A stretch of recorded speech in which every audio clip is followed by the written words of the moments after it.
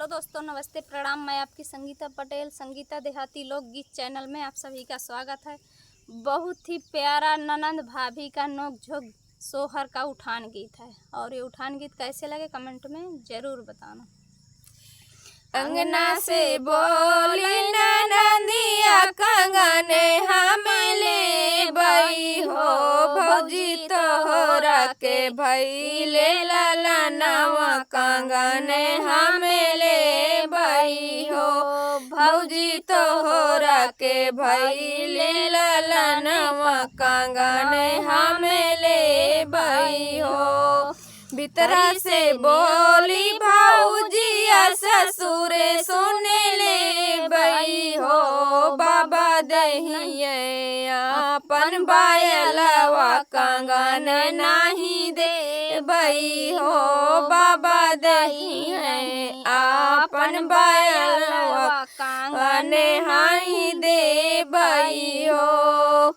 अंगना मना चैना चनिया बायल नहीं ले बई हो, भौजी ले तोहर कंगनवा भतीजावा खेलई बई हो, भौजी ले तोहर कंगनवा भतीजावा खेलई बई हो। अंगना से बोली ननदिया कंगने हमें ले बई हो, भौजी तोहरा के भैले ललनवा कंगने हमें ले बई हो। भीतरा से बोली भौजिया जेठे सुने ले बई हो, जेठा देही अपने घोड़ावा कंगन नहीं दे बई हो, जेठा देही अपन घोड़ावा कंगन नहीं दे बई हो।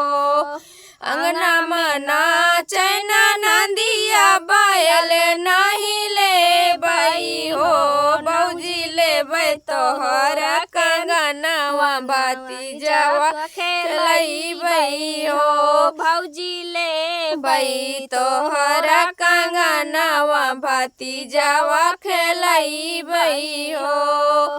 भीतरा से निकाली भौजिया कंगने गई फेंकनी हो, ननदी ले लहू हमारा कंगनवा अपने घर जाई हो, ननद ले लियो हमारे कंगनवा अपने घर जाई हो। अंगना से बोले ननदिया कंगने हमें ले बई हो, भौजी तोहरा के भैले ललनवा कंगने हमें